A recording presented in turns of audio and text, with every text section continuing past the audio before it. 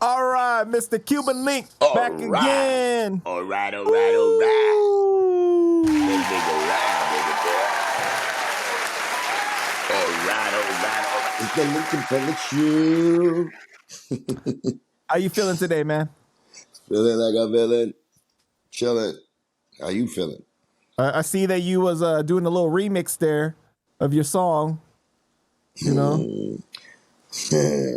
you've been writing rhymes too, huh? I heard you've been writing. You've been working. I've been doing my practicing, my, you know what I'm saying? I got to get into it. So what I do now is I'll be writing messages back to people that I be just making rhymes. Like how I respond, I make a whole rhyme about it. So I'll answer you back in a rhyme. You know what I'm saying? So it takes me a little time to message you back, but I'll be into my, you know what I'm saying, my practicing, my rap skills. So that's getting me more, you know what I'm saying? Lyrical exercise? Lyrical exercise, you know what I'm saying? Lyrical exercise. So you've been watching the Sickone interview, right? Oh, yeah. What are your thoughts on it so far? And I told Sick, I said, I appreciate you being honest with things because he's been saying in the interview things that he honestly believes and from his perspective instead of being all against Joe, you know what I mean? But he said, like, you know, like, this is a lie. He seems a little more grown up, though, with that situation. He didn't like Joe at one time. And when we liked Joe, he didn't like Joe. Because Joe didn't like him. So he put us in a fucking crazy spot, me and Pun. Because we still wanted to him around, and we still went to visit him in Orlando and all of that. But then Joe would be fucking hating on us. And he'd be like, you know what I'm saying? So before we go into that, right? Before we go into that, because he said that Joe lied about this or this, but at the same time, I think Joe was real in the streets. Man, roll the clip. Let's keep this 100. Joe is a real dude. All right? Let's stop. Let's stop the capping. Let's stop all the bullshit. Joe is a real dude. All right? Joe just happened to be a real dude that had 100 niggas with him always. You feel me? There was a time that I had 100 niggas with me always. And it was because it had to be done. That's the way you got to move. That's the way you could move. You feel what I'm saying? You couldn't move by yourself. Not from the Bronx. Not from where we came from. Not from where we came from, because niggas will run up on you, man. It was that light. It was that shit. Motherfuckers was jumping out of cabs, lighting you up and jumping right back in that cab and leaving. So, you know, I'm going to keep it 100. I'm not going to take it away from the dude. Yes, he was about that life. As a gunner or a shooter, no, absolutely not. No. But he'll give you those hands.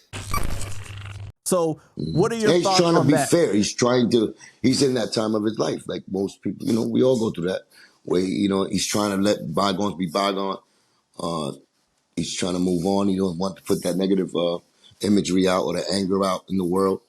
You know what I'm saying? Because he knows it comes back and shit like that. And you know what I'm saying? It's been a long time for him. Just like he said, oh, it's been 30 years. But then at the same time, he's like, I know the truth. But he never yet told the truth. He don't like doing interviews. So it's a lot of those, you know, and you have to go through those things sometimes. You know what I'm saying? I think that everybody wants to tell their story. You know what I'm saying? That's like when you had Gilly. You know what I'm saying? Maybe in the beginning, you caught him by surprise where he's like, and then as the, you know, in the beginning, he was going, it's been 30 years old. Like, he didn't want to be part of it. Like, he was like, oh, that's, you know what I'm saying? Let that go. It says, oh, I'm not into that. I moved on my life. Then as the interview goes, he goes right back to where the fuck that same spot at, and he wants to talk about it. Because, you know what I'm saying? He has something to say. He was there. And that's the thing about people. Like, you know what I'm saying? Toom got to that point that he was in a certain situation. And it's true. He was the reason, like, you know what I'm saying? Like, we, as far as me, Pun, Seis, you know, we got inducted into that side of Terror Squad. He introduced us to that side of Terror Squad from Street. He did. You know what I'm saying? I always gave him that props. You know what I'm saying? What else he said? Well, he didn't tell you one story about. Wait. You know the reason he says I get mad about, because I seen an interview today. He said I get mad when I tell that story that he wanted to rob me and all of that. It's not because of the fact that you know, niggas want to rob you, or the niggas didn't like me in the beginning. Niggas thought I was this and that, whatever. It's not because of that. It's that I differ with them. Like my recollection of me meeting Toom was you know, I seen him always thugged out. You know, he's from Union up the block. I'm from Union in 167. He's from 169 and Union up there at 168. About 1.5 block away. So he was not even from Forest like that, but he did hang out with Forest. That was his crew. You know, Toom was that bully nigga, you know what I'm saying, with the fucking trench coat, look like he gonna rob you. You know what I'm saying? Like, oh, you know what I'm saying? Like a Viking type nigga. He looked like a Viking. You know what I'm saying? He, you know, walk around like this all day with the screw face. You know what I'm saying? That was him. And used to be, you know, used to be around fighting, nigga. Used to be like brawls, big fucking little brawls around the fucking hood. So you remember seeing him fight before you really met him? I mean, I didn't see him fight to the like that, but I seen him involved in, like, they had different crews where I'm from. Like they had the Ranch Boys, you know what I'm saying? And then they got, you know, 25 to Life from Forest Project. They had TS, they had PN. You know, they had crews like that. And there was a lot of brawls that happened between the Ranch, one building against Forest. You know what I'm saying? Since back in the days. And then Toom was in the middle. But I didn't know exactly where it was because, you know, in the beginning I didn't know where he was rapping because he was from 169, 168 right there. You know what I'm saying? So the Ranch, he was closer to the Ranch. Like I'm closer to the Ranch because the Ranch is right behind my buildings. So, you know what I'm saying? Even though Forest is like a block away, that's like a whole different side. And we were in the middle. So even him, he was in the middle because he's not really actually from Forest, but they know that's what he claims as far as, like, you know what I'm saying, his crew and all that, which he's original TS, he is. You know what I'm saying? He rolled with them. And he was the reason, like I said, them guys like Little Heck, Semi, you know, God Bless the Dead, you know, all them guys were introduced to me. You know, Toom was the gateway for that. And me and Toom met, like I said, He Pundit. said it was in the pool hall. Nah, see, that's what I'm saying. He no, I met Toom used to hang out with Seis. Seis used to hang out with me. So Seis was the nucleus and all of that. Just like Seis used to hang out with Pun. You know what I'm saying? So Seis introduced me to Pun for real, in actual reality, even though I saw Pun around playing ball, seen him in the hospital before I even got to chill with him. But Seis brought into my house through a rock, and I told you the story when he had the gun, and then we went shooting, and after that he took me to his house, and then we became fucking best buddies ever. Toom, that happened first before Toom, before Sick One. So I was already friends with Pun. But Pun was a family man. So, you know, he already had his family. He didn't come out of his house unless he went to like the ranch to play ball. And that would be like probably one day out the week. You know what I'm saying? And when he had a car, he'd drive around, never get out the car, you know, stop in places, and that's it. That's what Pun did. But he never like went to Forest and chilled, ever. He never even went to my block to chill. You know what I'm saying? So he used to be the ranch and he used to be around Soundview. I met Toom through Seis too, and Rock Rome. Like he said, Rock Rome, those niggas from up there, my dudes too. Rock Rome, love them. You know, shout out to Rock Rome and his wifey. You know, said P Funk and all of them. That's a whole different like section. That was Toom's crew. Like Sick One's crew was them, P Funk, you know, all them niggas, T, Flav, T, yeah, T was his brother. He had his own little crew too, but then he rocked with Little Heck, with everybody that was real, you know, the big dogs from Forest also. That was like the P Funks and the Rocks that's on his block. So he's in a lot of crews, you know what I'm saying? That's what I'm saying. He used to be riding, you know, he was older than me, so he was riding the Jeep, he was chilling, you know what I'm saying, going crazy, and the fucking cops chasing him around with the Jeep. So I seen him do all of that, all the crazy shit. So at the same time, it's like Chase introduced me one time to him. I was in the back of my buildings, my little villas, and we was, like I said, I was playing. We had some gloves, and we was just doing some practicing boxing shit in the backyard. Me and my man, and Seis comes, and then goes Toom, and Toom, you know, when his bully shit, you know what I'm saying? He come with the block like that with the extra shit, and I'm over here, we over here, you know, playing like little young kids. I was like, what, 16, some shit like that. Yeah, I think 16. And we just, And they're older than you? Yeah, he was older than me. So, yeah. By how many years? He was like 19 when I was like 16. Oh, okay. Yeah, he was like 19. So he started putting like the pressure a little bit. He took the gloves from my man. He was like, come on, let's go. You know what I'm saying? And I was like, come on, stop. Like, I didn't know him. But, I'm not no pushover, but I was trying to even fucking fuck with this older nigga. And he looked strong. You know what I'm saying? He was a big, strong dude. You know what I'm saying? I'm going to. Like, I was doing boxing. I just started. That's what it was. I just started boxing with Pun in Fort Apache. So I was learning and all that. So we was practicing in the back, my man. So he put on his gloves and he was like, come on. You know what I'm saying? On some, want to fight shit. So I was like, all right, come on. So we doing the little thing like that. Nigga took a swung on me. But I don't know if he tried to hit me, but he just swung really hard, like like one of those punches, wild, crazy punches. And I was like, no. I said, took off my gloves. I said, I ain't fucking with you, but you won't, you know what I'm saying? You're gonna get serious. Like I'm not gonna think you swinging at me too wild, too crazy. That should have hit me.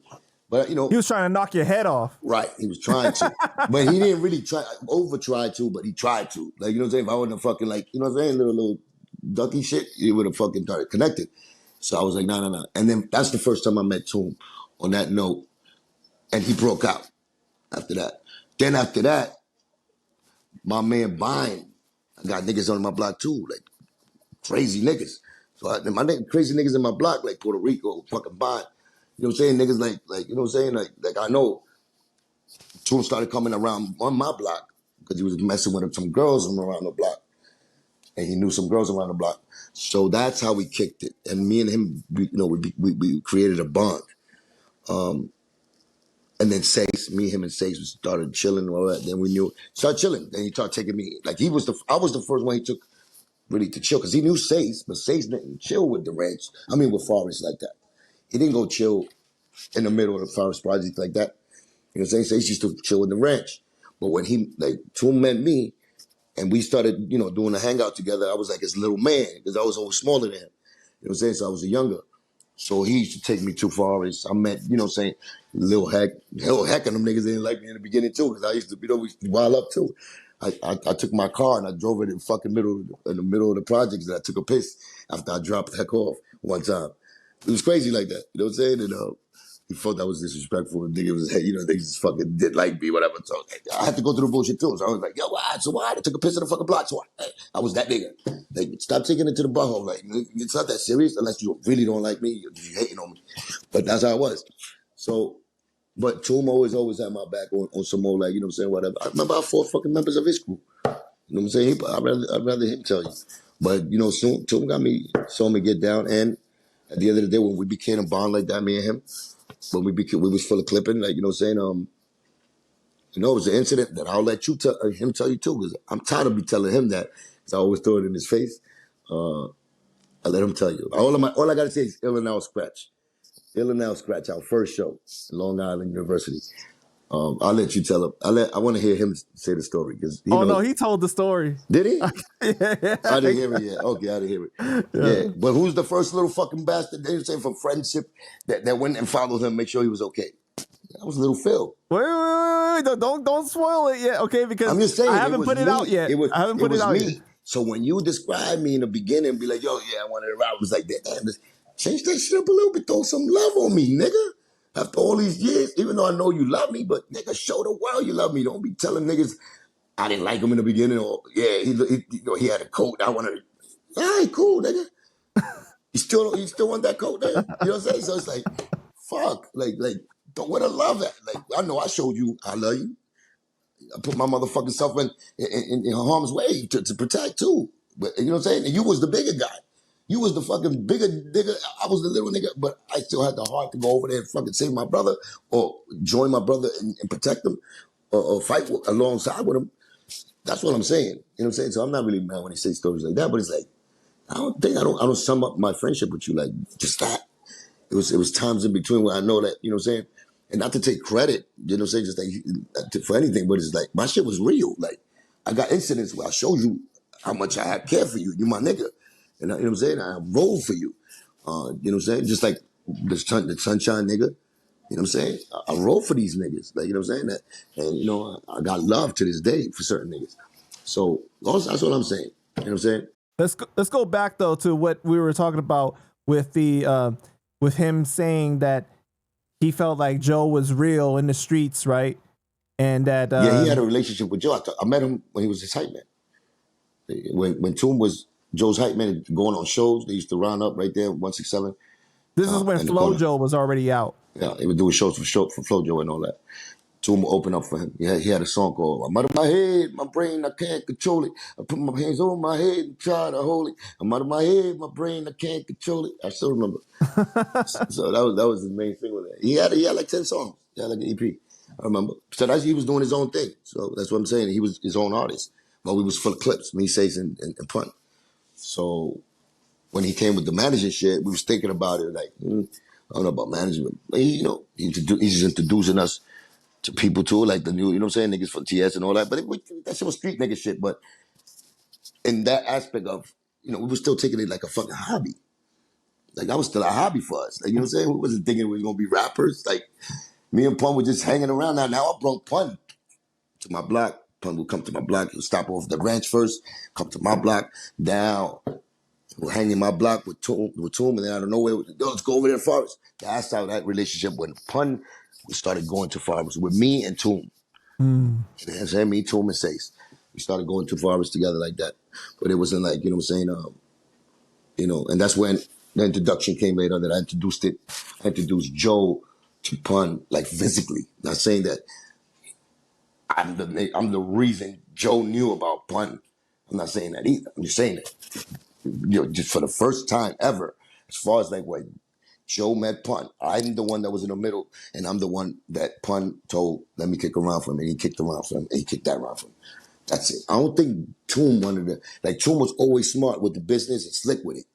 You know what I'm saying? Him and, you know what I'm saying? Niggas got the shiesty mind too. They do corrupt shit in the business. You know what I'm saying? I ain't gonna front. You know what I'm saying? Niggas got the old mafia tricks too. So, Toom is guilty of having some of them funny business tactics. So he was on point with Joe's mind. So I don't think he wanted us to get introduced to Joe yet without him doing it. That's what I think. And I think it played out to him being right, because that's when Joe did the old, you know what I'm saying? Snatch a rule and snatched up Pun. And I think Toom knew Pun was like the diamond in the crew. And, you know what I'm saying? Like the secret weapon that would take the crew to the next level. Like Toom knew that. You know what I'm saying? Like he was more experienced too with doing shit with Joe being in that field. We was still, you know what I'm saying? We didn't know too much about him. Even though I knew my brother was dope and we felt all of us were dope. But, you know what I'm saying? I think he knew that, and he didn't want to introduce Joe he don't want Joe to get introduced to us without him being there and him being the introduction, which is only right because he's the one who put us inside that. You know what I'm saying? It's like to meet all these terror squad niggas on the street, and then we hung out with them there every day without being business, it was straight out of just these my niggas. These niggas is real niggas. You know what I'm saying? I fuck with these niggas, and they had love for me on some real gangster shit. You know what I'm saying? Everything, shoot up. You know what I'm saying? Moving bricks and the fuck everything. You know what I'm saying? And just having a good time, partying. You know what I'm saying? Representing for the block. That was great times. So that's how we got united, though. But it's not like Toomey's got his own story. He's got the right to say his own story. He's not too far off of what he's saying. Just I would like to make little adjustments here and there with that when it comes to me and Pun. But that's everybody's recollection of like different things. But it's not too far. It's not too far off. You know what I'm saying? I feel he's 100%. Right into that aspect, and that's the credit he deserves to get. That I think that he was able to relieve himself, like blaming Joe for, because that rivalry stood for a long time between him and Joe. Well, let me ask you this though. Okay. So if he was down with Joe early on, right, when it was just they were friends in high school, through the actual Terror Squad streets, right, the crew. Mm-hmm. How did they end up having beef later on? Like Joe didn't want him on Terror Squad, or like Joe's greedy. He feels like anybody like that probably he's seen that Toom had a strong mind. You know what I'm saying? That he had probably the same tactics he had. That he'll be a wrench in his machinery in the future. You know what I'm saying? He can't control Toom. Toom has his own mind.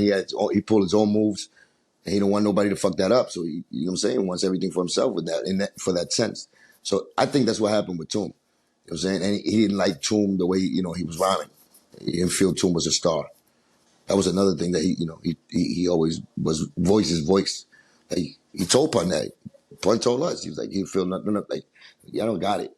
You know what I'm saying? I think he said it in front of me one time too. He's like, you know what I'm saying? Like when we was just discussing things. I never came out disrespectful as far as like, nigga, you said fucking mash your toes. You got a flow, Joe. Like, you're not the best. Like, you're far from anybody who should be fucking even judging anybody.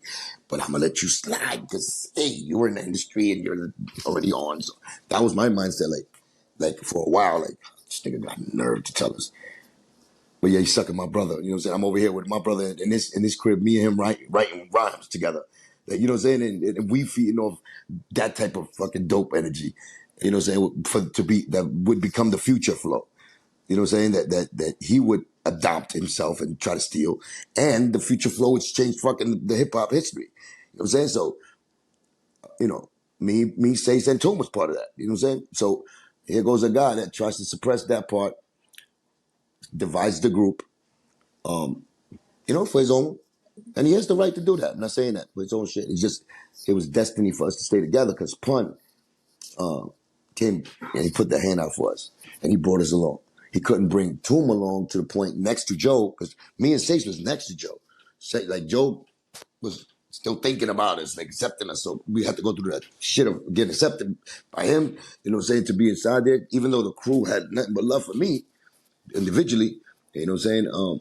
But still you have to go through Joe to get inside that Terror Squad, inside, the music industry shit with him because he was the leader of that part.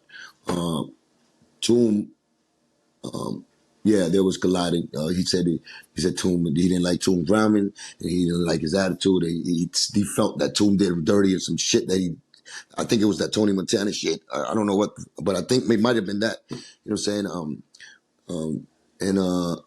And you see, Toom played it up. But that's what now after I broke up with him because of our situation. I see how he did Toom. He starts throwing shit in the air that's not even true, but niggas might think it's true, so they stay away from you. You know what I'm saying? He starts throwing those type of fucking... What is everyone's reaction when he doesn't want to rock with Toom and he's trying to separate Full Eclipse in general? Joe Pun was very, very persuasive. With me, like, for me to get inside that circle with Joe and as far as rhyming, he was very persuasive with Joe. With Seis, the same way. He tried with Toom. Joe wasn't having that. He put the extra. It's like what Joe's doing that to me. Like you could make friends with 50, with fucking Jay-Z, but when it comes to me, he'd be like, never. The same thing he was doing back then to Toom. So when I see Toom over here talking about, giving him props to him, it's real. Why the fuck would this shit happens to me now? When motherfuckers supposed to be like, yo, my love for Cuban ain't gonna like me like Joe because he's a fucking piece of shit for doing that to him. He's supposed to feel like that, I feel. Because it's like, nigga, I feel like that for you. And I try to do my best to keep you in the loop. But believe me, that nigga, we always give him respect as the leader, Joe. So we're not gonna bring somebody might that it's gonna probably end up bad for them. Or they're going to put them in a predicament where, they get into an argument and then we all look stupid. And then we put in a position where we got to fucking stick up for Toom and then we all get kicked out of the fucking music shit. That was too early. So, okay, but to be fair. I try to keep them informed, though. I kept them informed with how the things was going as far as like niggas still, niggas doing stupid shit. I kept them informed with shit. And he played his position. He started his own shit in Orlando. And that's it. But to be fair, though, right? Toom was saying that he was real in the streets as far as being a fighter. Yeah. What he did in the industry after those years is separate from that. And I think that that didn't happen in the industry between him and him. Between him and Joe, that happened before the industry. I know, but he was saying that Joe was real as far as being a real fighter in the streets. Like, he's not a punk. That's what he meant by Joe being real. I don't think but I know. I agree. But people that watched that clip got upset because they were saying, how can you be real if you steal from your brother and you do this and you do that, right? That's the part. I know, but what he did in the industry is different. That's not what Toom was talking about, though. That's not what Toom was talking about. I understand, but that's the problem when you give somebody props like that in this podium where it's like, it's like... It could be misconstrued, is what you're saying. Right, Okay. right, right, right. It's like I mean, I see where Toom is going. See, grown up, he's trying to change his life. He really doesn't want to hold on to no bad, what I'm saying? Now that I'm at war for fucking 30 years, niggas want to make their fucking life like, you know what I'm saying? And I can't blame them. It's They not want to 30 change. years They don't yet. want It's problems in their 23 life. years. Well, to me, I know that, but me, I round it off to the nearest fucking Okay. century. You know me. So Century. I'm just saying, I've been going through my shit, right? And I'm not like I want others to feel my pain or be with me, even if I get blocked, or I want you to go through every. No, I don't. I don't mean that. Um, you know, but when you know, just because of course, he's out there more. He's famous. He's the famous guy. You know what I'm saying? He had a career. He has a career. He's the one who did it. But to him, he knows the actions that Joe done, and I think he's just like trying to, because he spoke of Joe before negatively before. He had a little run of doing that, and I think he just don't want to be. He knows the power that Joe has behind the scene because his cousin Earl. You know what I'm saying? He put him inside the industry to that point of him seeing and watching and learning. So I think he's doing it that more from a businessman perspective. And he doesn't want to have that negative shit so he don't get that backlash of people that, because Joe has a lot of friends and fans. So, saying business that he got, he wants to have, be lucrative in business and open doors instead of closing them. So I know what he's doing. You know what I'm saying? Just don't like it. I'm just a hater like that, I think, with that. Personal hater with that part. I understand, and I Well, you understand it haven't too. seen the rest of the interview yet, though. Like, he does Yeah, get I real, haven't. though. You know what I mean? Like, it's I haven't. yeah. I haven't. So I haven't. But I know if you keep digging it, just like you do, I know because they start off like that. Like I said, they don't want to. I don't want to Steve like still say the same thing about him. It's an old beef. Let me just, what I'm saying. I want to put out middle of the interview, they're right like this. That motherfucker, you know what he did to me? That's how it ends up. And I seen the hate that he gave to him.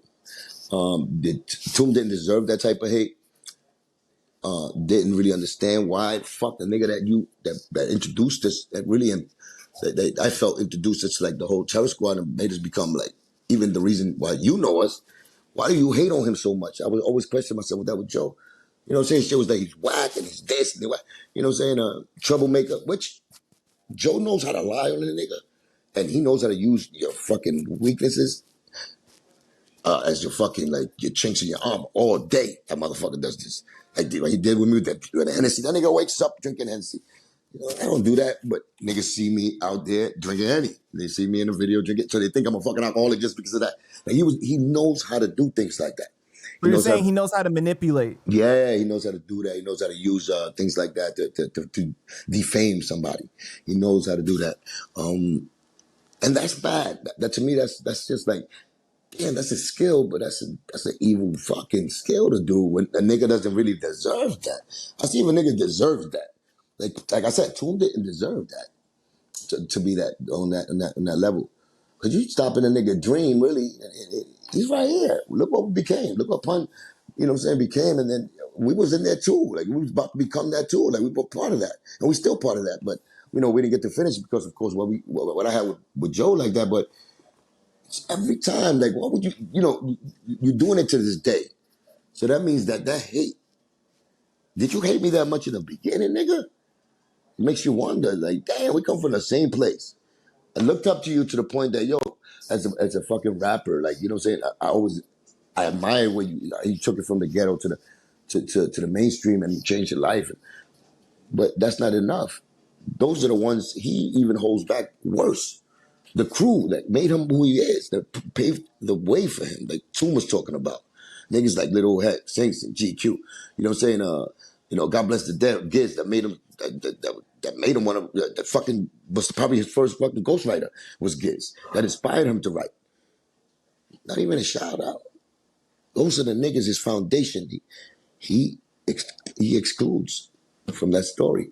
He tries to step on their necks and tries to zip them up so they won't get to tell that story because it's obviously different to what he wants the world to know.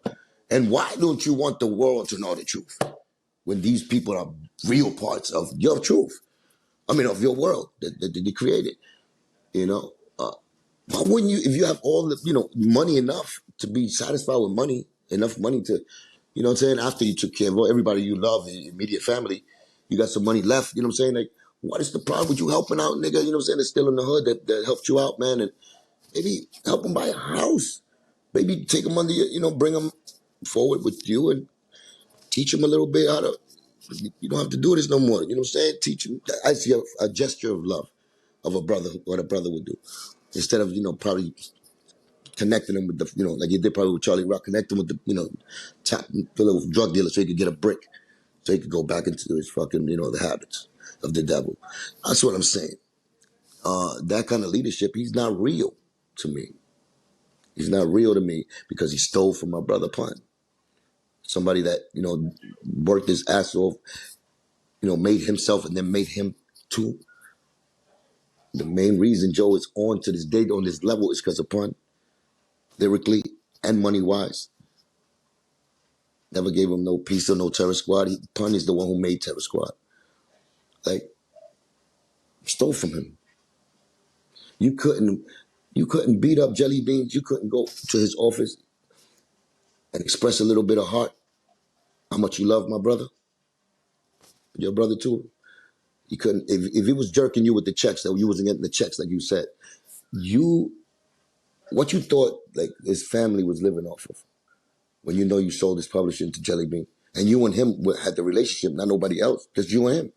So you trying to tell me that you just sat back and he was stealing your money too, and your brother Pun dead, they died, and his family's out here putting the pressure on you because they don't got money. You couldn't go to Jelly Bean and put the extra and make sure he paid that check so you could give it to the family at least? No, what you did is you acted like you forgot because you was taking the money. You was acting like you didn't know that you had to send that money to the Rios family, to Pun. You thought that you earned that money because you put Pun on. So besides the fact you took 50% from Pun all his life, his rap career life, wasn't enough, right? After he died, you had to rob him too. That's the thug right there. That's the Terror Squad you want to be. That's the leader of that. That's what you want, the ethical part of who you want to be, for your crew to follow. And that's a piece of shit to me. So I got to commend you because from the very beginning, you said that the album with Biggie and a certain somebody that we know was a lie, did not exist, right? And more evidence has come out now to show that the album does not exist, right? Because Joe has said that you know what a wise man once told me? What? If it walks like a duck, talks like a duck, moves like a duck, shits like a duck, it's a beluga. No, because Joe had said one of the producers was D-Dot, right? Yeah, oh yeah. And then D-Dot had came out with the Mad Rapper. The Mad Rapper. Yeah. That nigga Joe live, man. What's up with that nigga Joey Crack, man? Yo, this nigga crazy, my nigga. He talking about he was a big studio. I was there every day. Come on, son. That nigga wasn't there, man. That nigga was eating burgers downstairs, man. Word, that Mad Rapper, that nigga crazy. Yeah. Beat that. And so he had said that, you know what, that it's he doesn't know anything about it, right? And nobody knows anything about it. And a certain somebody had hit up even Stevie J, because Stevie J was listed as one of the producers on that too. And Stevie J allegedly said he knows nothing about what Joe was talking about, right? So I say all of this. Two big dudes that were there. They was actually there at the time. They were closest to the fucking project of Biggie. Mm-hmm. Little C's was there too. Right. And he said in previous interviews that he doesn't know what Joe's talking about, respectfully. Puffy said it. Puffy was unsure. Like, he was like, yeah, Puffy, I think they were talking about doing a song. Puffy, he said it. I'm telling you, it's an interview. You pulled out an interview, but I don't think that was the interview. There was an interview before that. Oh, really? Okay. Yes, it's an interview that Puffy did before that. I was talking about. You did your diligence and you found an interview because they asked him again that. And that was the one you got. There's another one before that. And he was like this. I don't know what you're talking about. And he said it like that. Like he said it to the, like Like, he didn't want to say he was a liar, Right. but he was like this. He was like, I don't know what he talking about. I don't have no knowledge of that existence at all. Like, you know what I'm saying? Like, he said it like that. Like, more to let you know, like, yo, I don't want to call him a liar, but he's a fucking liar. You know what I'm saying? And then I So- did putting all the pieces together, right? And I showed that like the number of songs being said by Joe has changed over time from 3 songs to 4 songs to 5 songs to 10 songs. It's just like it's changed Double over CD. time. He's gonna be. He has a double CD with Biggie's better than Biggie's. Right. By the time he's done, he's gonna have a triple CD that nobody ever made, but he did it with Biggie. And the only one who could know about this is Biggie. So we have to, you know what I'm saying, go to Biggie back up and see if we, because he said he threw it in the casket when, when he went to the funeral. The only evidence was in, in Biggie's casket. He threw it while he threw flowers in there. So that's the way he said it. So I say all of that to say that, it's crazy that fans still want to believe him and still defend that, though, after all of that. I'm not trying to fight with no more fans. These niggas are nuts if they fucking doing things like that. Right, like real stands, though, bro. Like, they're like, Dear Joe. It's not even stands. I think, maybe they're stands if that's the meaning of it. But it's just like, I don't know. You can't use the word retarded anymore, right? Oh, delusional. Retarded. Slow. I can't even say those words because it's gonna be like I'm using, you know what I'm saying? No, but listen. Like Down syndrome with the up syndrome. Both together. Like those are the fans. You know what I'm saying? Like crippled brain niggas. Like, you know what I'm saying? Like niggas is like really, really like they're just like AIs that are there with not like the hollow clones that just look at Joe like somebody just like put a TV on and they look at him and be like, I'm gonna ride for you ever and ever. Ever and ever. And they're all like in the same room watching Fat Joe videos and he's just controlling them with like with his fucking the twitch in his eyes. Like every time he moves his eye, he blinks. They fucking like they brain glitch. And that's what he controls them. I think it's more of stands that are like, Dear Joe, I wrote you, but you still ain't calling. And those are people also that they just start shit. They don't want to just go against everything you say so you can start like an argument. It's also people like that. They do shit, you know what I'm saying? They can be smart people. They just do that shit just to get a rise out of you. Yeah, I guess that's, that's true. Like, anything you say, you'd be like, nigga, you lying. See them niggas be like, you lying, nigga. You telling the truth in their face like this. Yelling in their face. That's not truth, I swear to God. You lying, nigga. So you had a relationship with Bone Thugs, right? And shout out to Crazy Bone. I'm glad to see that he's doing better and he's making it through because that was really tough for a lot of fans. Picture me dead, so getting head in the coffin, flossing. Bitches fighting, trying to get a bigger portion. My niggas talking, fucking red Porsche. While I'm lost in space, floating with. While I'm lost in space, but with them in this horsemen higher and higher. Out of our mama Messiah, I forgot it. See, I forgot it. I killed that shit. That's when I died. That was the cut I was in Crazy Bones album. Mm-hmm. No, when I died, you know what I'm saying? That was 8 bars of fucking flames, blue flames right there again. You know what I'm saying? That was that's when Pun and Joe. They did a joint. They asked me to get on it. He asked me, crazy said, come on, get on the cue. So I was in the studios, and they was talking about when I died. That was the topic. So, now picture me dead, still getting head in the coffin, flossing. Bitches fighting, trying to get a bigger portion. My niggas talking. While I'm lost in space, waiting for Satan and his horsemen. Yeah, higher and puffing the liar, puffing that lie up, sparking that lie up, higher and higher, till I'm out of our mama Messiah. Vaya con Dios, just across the gates of hell. I hit the devil with a shovel, told him, brace yourself, motherfucker. Woo. Yeah. That was the 8 bars, but you know what I'm saying? That's I'm the fucking 8-bar killer. I don't think niggas can fuck with me with 8 bars. 8 bars? Like I body 8 bars. You know what I'm saying? I started off with 8 bars. You know what I'm saying? So Yeah, because you Like had a relationship with them as well, right? What was like? yeah, What was that yeah. kind of? Really, with Lazy. With Lazy, I had the Are closest you was with Lazy. closest to Lazy? Okay. Closest to Lazy. Lazy, my dude. And well, I know Wish. Wish was locked up when Yeah. Wishbone was locked up when at that time he was doing some shit. He had bombs. He got caught with fucking bombs and grenades and shit. Yo, them niggas is crazy, man. Cleveland. Shout out to Cleveland. Um, um, what's my nigga name? The light skinned one. Busy. You know, he has the Busy. Busy is the most. He's the iconic one. That's his image and what he's been through in life. Right. You know what I'm saying? Like I didn't know that in the beginning about him. Like as far he was America's Most Wanted. You know what I'm saying? The nigga from that show, he found him and shit. He was kidnapped. Like he went through some shit. You know what I'm saying? That's why you see him. He's like a little. He got that little. You know what I'm saying? That Hassan Campbell type shit. You know what I'm saying? As far as like when he in him. You know what I'm saying? That post traumatic type shit. Still, I think. You know what I'm saying? Because he's very like. He's like fidgety. He's out of out of left field. He might just fucking snuff you. You know what I'm saying? And he got that he been through a lot. People went through a lot, you know what I'm saying? You could tell. But he's a cool dude. He's another one that he was close to me, but not close as Lazy.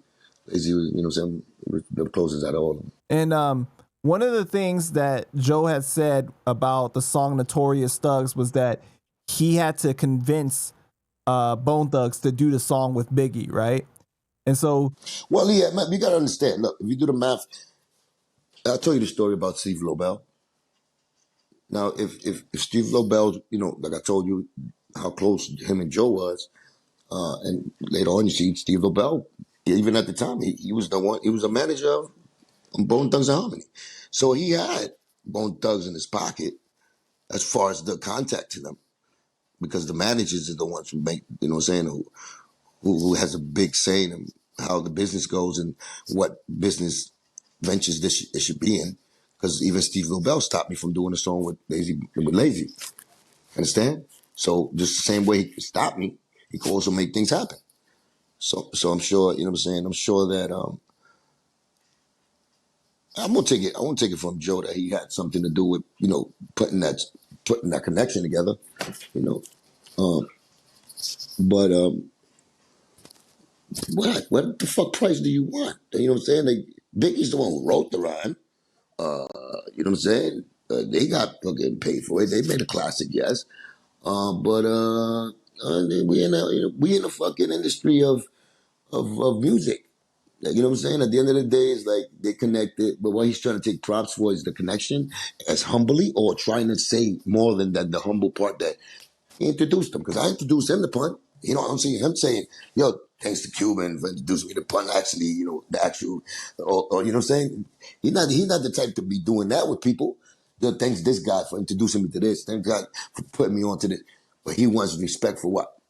I don't think he was I think an that a lot of intricate part times of Joe has some truth to what he's saying, but it's no, in that part. I'm telling you that part. Let's take everything step by step. Don't start going too far. No, You no, start no, no, no. fucking I'm just saying though, like a lot of times though is very exaggerated. So, like you said, I don't doubt that he had a part in making the song yeah, but I happen. know about that part. Like I knew that. Right, I knew that. If you do your hit, like if you see Hey Joey, that video, you see Bone and Thugs be in his video. right, right. When he was on the Flow Joe, right after that, Jealous One's But Envy. what I'm saying though So he had pulled is that. like there's like a lot of over the years. There's been so much like Bone Thugs said in this interview they didn't need to be convinced. Then there were Joe, and they said they kind of like go along with what That's he's what I'm saying. saying. I think the background of it, I think the connection was there between him, Steve Lobel, and with Joe, and knowing him and Puffy knowing him.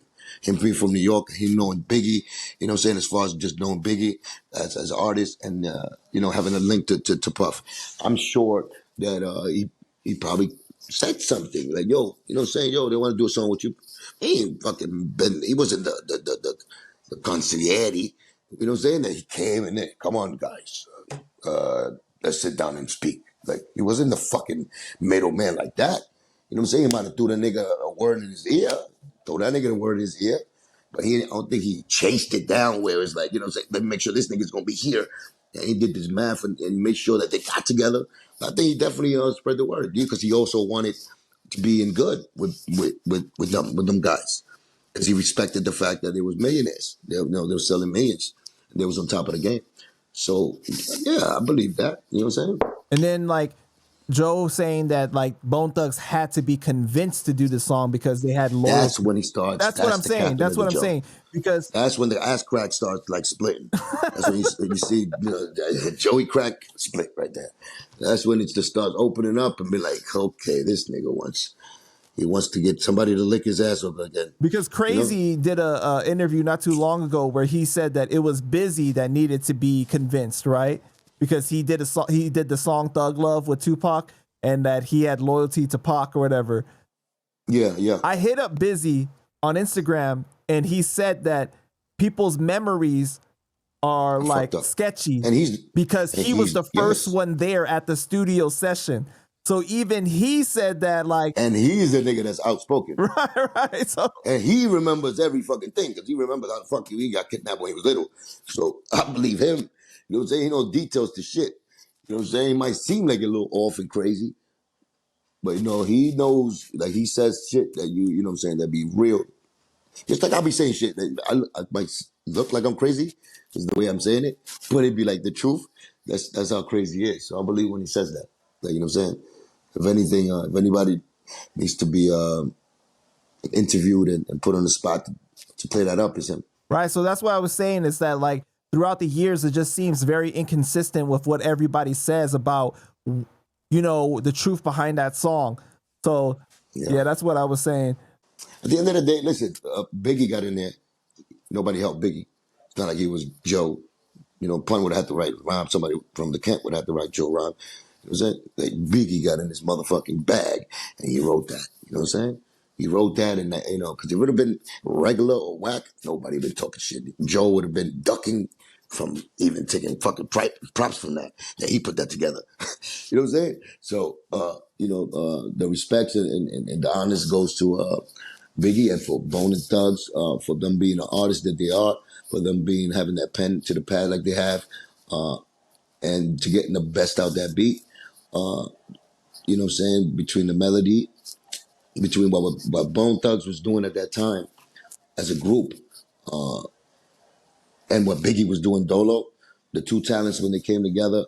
And it's really, I think Biggie did, I think he was a star in that song, because he's the one who switched his style to their style. So that's your favorite verse on that song? Armed and dangerous, can't too many come bang with us. Yeah. Straight up, we no angel dust. That song, yeah. Come on, man. I don't know, but Busy came out crazy though. Bench fucking, come on, that nigga fucking. I know, but Busy's verse was crazy. I think it sounded like a fucking. He sounded like a fucking, like one of those electric cars when they go like out of control. I love their style. I love his style. I love all of them, man. To me, the most melodic one, you know what I'm saying, which is Crazy. Right? Crazy? Crazy, I think they said that Crazy usually comes up with the choruses. Yeah, he's the melodic one. He was doing. Yeah. It's funny because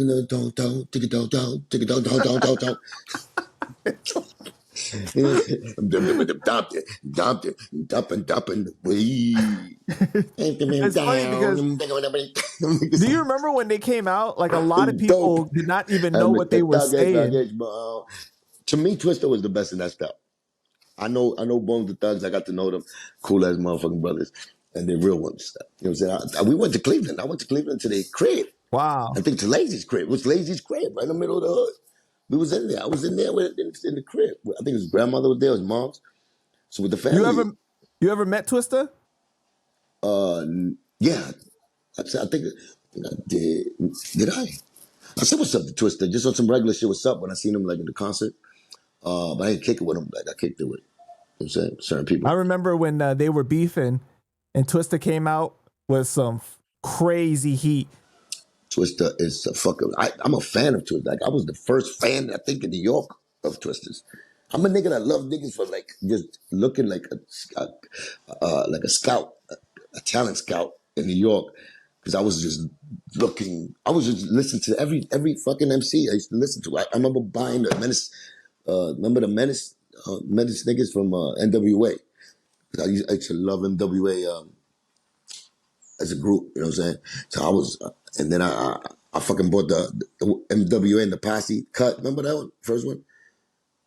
The Posse, NWA and the Posse. The first shit when it's like niggas that they wasn't even down. Like it wasn't the main. Right. Yeah. And that shit, it was kind of whack to me later. You know what I'm saying? Because it was like, this is not what the fuck I thought was NWA. Like, you know what I'm saying? And as a fan, I could say that now, but you know what I'm saying? I always said it, you know what I'm saying? Because New York, we know when New York, we start snapping on niggas, like, you know what I'm saying? A lot of rappers, like from the West, though, that was like a little slower.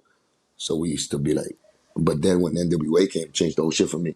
You know, the DOC, Monster. You know what I'm saying? Them niggas changed the whole game. And King T was dope. You know what I'm saying? He was dope. I remember when fucking this nigga went out there and said, fuck Compton. What's this nigga name? Oh, shit. Tim Dog. Tim Dog. That nigga went to Compton, he got fucked up over there. He made the song, remember he said, Straight Outta Compton? Tim Dog remade the song and said, fuck Compton.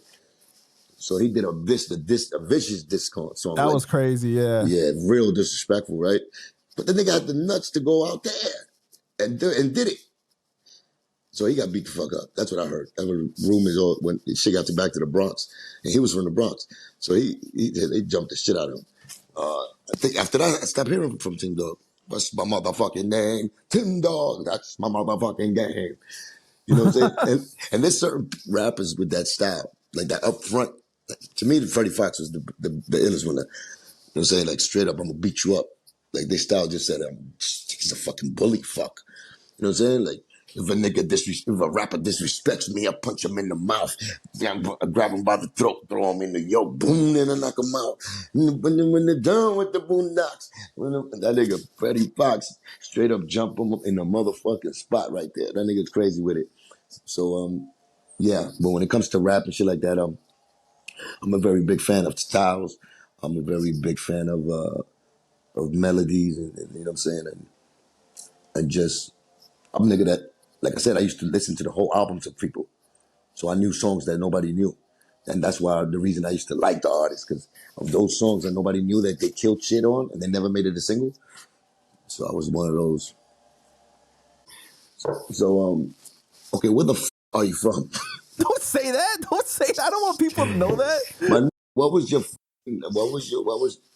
first motivation of hip hop? What style did you like? What would you more like? I What did listened you to both enjoy styles more? because my brother was a fan of West and of East Coast. You know what I mean? Yeah, but you, like, man, you. Of me, like I listened to both. I mean, I was a Fuck fan. listening. What would you like better, man? Like, which one was you more? Like, you more. Like, my shit is East style I mean, better. like But the then, you know what I'm saying? two artists I was the biggest fans of was Nas and Tupac. So Okay, I was East a fan Coast of then. So both East Coast. different styles. But then I was a really big fan of Bone Thugs growing up too. So Okay. Yeah, but from Bone all Thugs, over, you know, Bone Thugs, it's like, you can put them in a category of like, because what they had is like, it's Midwest. but it's their own style. It's their own style. But they had the West Coast sound because of It the was more, beats, though. I see them more like, maybe like a Das Effects. That's Das Effects style too. You know what I'm saying? Das Effects that's their style. They don't act like it's a fad. Like that's one way fucking, boogity boogie. They do that shit like a fucking lifestyle. That's what Bone Thugs do. They really flow like that. You know what I'm saying? And it's not. I don't think it's a whole. Well, New York is different. It's a melting pot. So you got Downs Effects. You got other niggas flowing different. But all I'm saying is that you know, I didn't think that Bone Thugs style was like a whole coast type of format. I just figured. I think But it because is. It's sort of though, because of the cosign from Eazy-E and the West Coast sound kind of changed it a little bit, though. Yeah, a lot of people wanted to follow that style. I think so. They was like the originators Because a almost. lot of That people was the thought fight. that they were from the West Coast, though. A lot of people thought they were from the West Coast that didn't know. Yeah, because of Easy, you know what I'm saying, and they didn't. You know what I'm saying? Cleveland wasn't on the map. They put that, put Cleveland on the map. You know what I'm saying? So, that didn't mean to me. I didn't think everybody from Cleveland flow like that, and I don't think that's true. You know what I'm saying? I think Cleveland got different styles to hip hop, just like New York does. It just what came out of there, it was The a lot of Midwest those. has a very fast style, though. That's why you got the Twistas A little bit, yeah. and No, Do or no, them Die. niggas is special though. Do or Die came from the, but no, Do or Die was just like a, yeah, but Twista was really one of the originators of that shit. Yeah, no, I know. So, I know. when you the best at something, people tend to bite. He was in the Guinness Book of World Records at one point. Yeah, for spitting the fastest. Yeah, that shit was crazy though. Yeah, but it's not just the fastest spitting. It's just how he formatted shit while he's spitting fast. Like he breaks the beat down, like killing it. He doesn't just rhyme fast with that. You know how niggas just do that shit in little sessions, like Busta. When Busta did that, when Busta did that, like recently when Eminem did it, like they did it, but they don't kill it like that's their style, which is No, like see, that's the thing with Twista is he still puts complicated words in he there. still has content. Like there. that when he did that song, we call it Victory or Death, because he was like, because like a lamb I was sacrificed for my verbal minister in prison to succeed. It's just like, it's crazy the way he does it, you know? In prison by my hunger to succeed, no shaking, no shiver, get the shit to breathe. It's like, yeah, but the way he say it, and the way he flows to a beat, and how he breaks it down, you know, some real G rap shit, but real fast. He breaks it down, he compounded shit, and he got similes, metaphors on top of shit. You know what I'm saying? So it's like that skill beyond the skill that he has of rapping fast. absolutely. Because the enunciation is very important still, and you can hear him enunciate every single word. Because you know, a lot of times people can rap, right? Like super fast, but it's like it's kind of like gibberish. Like it's not like very clear. Right. And yeah, and that's the fact. The fact that you can hear him still clear as fast as he goes, he knows that you could hear him, so he's gonna say something for you to hear. That's the beauty about it. I think with the rapping fast, it's a lot of like kind of like chopping. Like you have to like know how to do it like that. Yeah, but it's the fast tongue. Some niggas got just that fast tongue shit. You know what I'm saying? Like he's just fucking crazy with it. You know what I'm saying? All right, but you took over my interview. Now we got to go back, okay? So moving on. My bad. Attend to the left. Back in the day, there were rumors that Remy got beat up by Gloria Velez. Holy shit. You hit me with that one right now for no reason? What do you know about that situation? I heard about it. And I know Gloria too. She told me. I know, what year was this? I don't know what year it was, but it was, yeah. It was, Before this was before she split with Joe, right? She was still cool with Joe. She was hanging out with Joe. Gloria. Obviously before prison. Yeah. That was when she was still cool with Joe. But then they, around the Lean Back time, right? No. Oh yeah, maybe. Because Lean Back was like 2004. No, that was around the Terror Squad. Terror Squad album was Lean Back. Yeah, around that time. Yeah. It was around that time.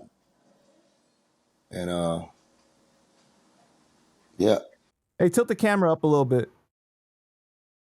It was around that time, and I heard the story from both sides. Do tell, sir. Gloria, my people's too. She always been my people. When I went to Florida, she always, you know what I'm saying, we chilled and nothing but love with her. And she was a dope artist. She just was doing too much. She was a dancer, you know what I'm saying, video vixen. And at that time, you know what I'm saying, her believability wasn't to be like as a rapper more than she was the other stuff. You know what I'm saying? So that was hard for her. So she was trying to get into the game, but as a rapper, she was kind of nice. See what I'm saying? She was spitting some shit. But I'm just saying that part. Remy, I don't know what happened as far as like personal what happened. Remy was kind of a fire starter, I guess. You know what I'm saying? She didn't like somebody, or she was about to she was like she is, but she was that quick, short fuse, you know what I'm saying? As soon as you say something, or you don't even have to say something, she's going to not like, she's going to show you she don't like you, for whatever reason. And I think that's what went down in the restaurant. I don't know the story, but that's what I heard. Gloria told me that she was, like Remy was looking at her like on some funny shit, like you started beef with her for no reason. And she doesn't know her. Like Remy was just jumping down her throat and some shit, like trying to punk her. And this is Gloria's talk, what she told me. You know what I'm saying? And she was. This is at Jadakiss album release party. I don't know exactly where. I'm just saying that Gloria said she fucking. I heard, first of all, let me just go by the rumors. Rumors was that Remy was talking afterwards, like she like beat the shit out of Gloria from her mouth. Like the way she was explaining to me, I had to fuck that bitch up. No, I thought it was that way. The way she was saying the stories, like Remy must have fucking dragged her. Then I heard the story, like the rumors of other people, like Remy got her ass whooped, like slammed and all that, punched in the face and thrown through fucking like tables. I was like, word. So then that was before I seen Gloria. Then we sat and me and her we was chilling. She told me a story like, yo, she wasn't even. I believed her because she wasn't saying it, bragging about it. Like Gloria was telling me like she didn't want to even tell me that. Like she wanted to just be like humble with it. Like she didn't want to even continue because she was gonna go to the next level. You know what I'm saying? Like she was like, nah, man. She was just, she was just picking on me, and I was like, what the fuck? I didn't know what to do. You know what I'm saying? As far as like to calm down, I had to fucking, I grabbed her by the hair and I fucking launched her across the chin. I punched her dick like 20 times in her face. She said it in a way where I was like, holy shit, she not playing. Because you know how bitches be, you know what I'm saying? Like, when they start doing that extra shit, some of the bitches, some people be lying when they do. I kind of believe Gloria, her story, and I didn't see Remy ever challenge that. You know what I'm saying? But it's something that I heard about from both sides. Basically, Remy told me she ripped her ass, but she didn't have no details. Gloria had details of her story. And not just because, what I'm saying, I'm at odds with Remy and anything. I'm just saying that it's just the truth comes out to feel like the truth sometimes. And, your gut tells you what the truth is. And then, you know what? I heard both stories. Like I said, I favor more Gloria's story on the fact that she gave me details and other people telling me that, but they didn't want to really voice. Just like, you know what I'm saying? Like with me, I could relate to myself. Like shit that I've been through, and I know I beat somebody's ass, or I took a W that day, but niggas trying to make it. They're trying to suppress the W because they're scared that people don't want to back that shit up because they don't want to get the other side still might get them because they don't want to be in the middle. It's like that. That was happening with that situation. So yeah, I heard that Gloria, you know what I'm saying, did the old put the beats on Rem. And did you ever talk to Remy again about that after? Because she told me she beat her up. I stood out. That was a girl fight. Right. And then, I wasn't really trying to make it be like, oh shit. It's like she talking shit about you. She said you beat you. I never went back and said shit like that. No. That was just what it was. Did they no ever girlfriend. patch it up? Do you know? Trying to save face. Huh? Did they ever patch it up after? I don't know. I still talk to Gloria. She be on my Instagram. So she got slim too. She got slimmer. She looking like a little model. She said she's trying to model. But she's still looking, beautiful. So salute to Gloria. Man, why don't you hook up the interview, man? Come on. I got you. You lying. No, you Cash. I need you to cash app. no, Cash you app. lying. 5 million. I got you. I mean, I put in I put in a word. I don't know if she's doing interviews. She looked like she calmed down. She's doing a podcast now. Oh, so then she good. Don't worry, I got you. She just did a podcast with Vlad, but then she left Vlad. Now she's doing her own thing. Let the Cuban is known to link it up. Cuban is known to link it up. You ever try to get with her? No. A little bit. The way that you paused, I was like, yeah. A little bit. But they're better friends. Right. But she was like but she was like the main girl at that time. Like she was like on some like everywhere. It was crazy. Yeah, she was a bad one. She was a bad one. But she was everywhere though. That's what it was. She wasn't playing. She was a real one. And she was really showing her ass and titties and fucking Luke shows and doing fucking licking twats and everything. Like she was onto it. Like she was with that. That's what it was. She was too real at it. And I respect that shit like a motherfucker. She had no shame and not even shame. That was her job. She did that to the fullest. And she got sexy on a motherfucking camera to the fullest. Cisco talk about dun, dun, dun, dun, dun. You know what I'm saying? And she was fucking in Aaron Hall is a baby daddy. And that was my man. Yeah, but I didn't even know they was fucking like she was a baby mom. I was like, what the fuck? And Aaron, my boy, like he was my boy. I hung out with Aaron too. But Aaron's another one. Yeah, but that situation was not good. That situation was I know, I didn't know that. That's what I'm trying to tell. I was in the middle of the whole shit, like knowing both of them. And they were my peoples. Like Aaron, my nigga. I did a song with Aaron, all that shit. Like I was hanging out with Aaron on the 101. I didn't know this nigga had cases on shit that he was doing. I was like, what the fuck? Bitches started telling me about, yo, you hang out with that nigga. That nigga did this and that type of. I started going. I mean, it don't matter. Still my nigga out there. As far as like a man, how we chill with each other, he was a real one, and he was a human being.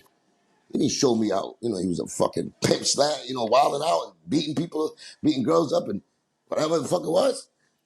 He was just Aaron. Right. You know what I'm saying? And you know, it was a privilege to fuck with him, and as far as like, you know, do songs with him. He was showing me how to stack my voice as a singer. So, you know what I'm saying? Salute to Aaron Hall, man. He was the first R. Kelly. You know what I'm saying? I mean, R. Kelly took the style from him. Took his image. Again, got to bring up R. Kelly. Every single time you bringing up R. Kelly. Hey, Mr. DJ. Don't you slow this party down. No, you got to do Trapped in the Closet. You got to do Trapped in the Closet. Oh, that's what you got to do. And then there was a midget, and the midget just shitted on himself. I forgot how Trapped in the Closet. 4 o'clock, 7 in the sunrise. I forgot how it goes. Say it, you fucking fan the fuck. I don't remember exactly.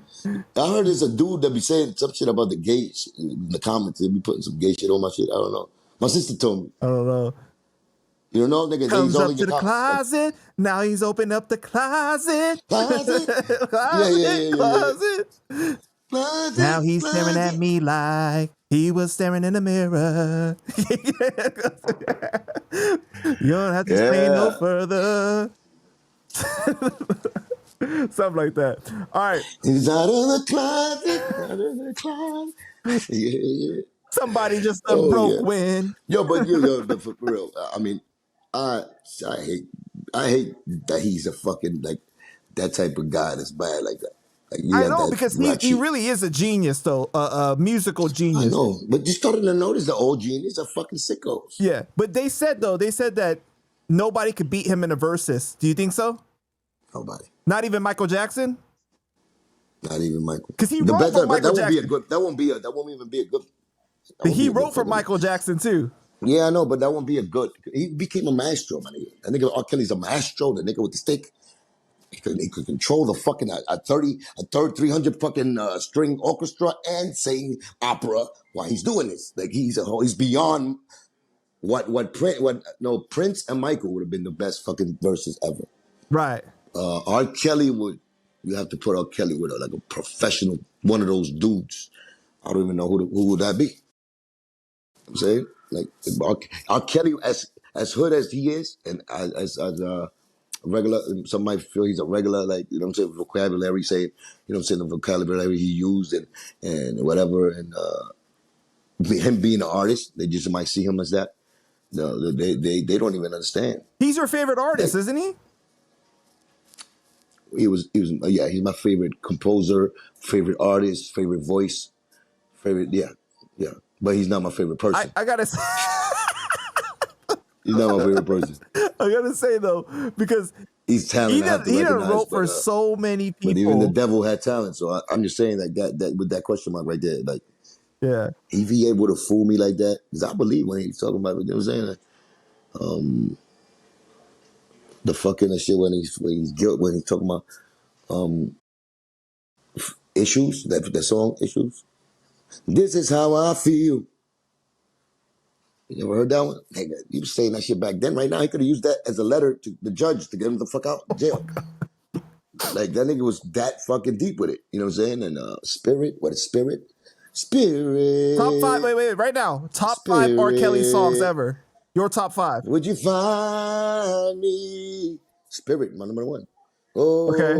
Spirit. Number 2. Spirit.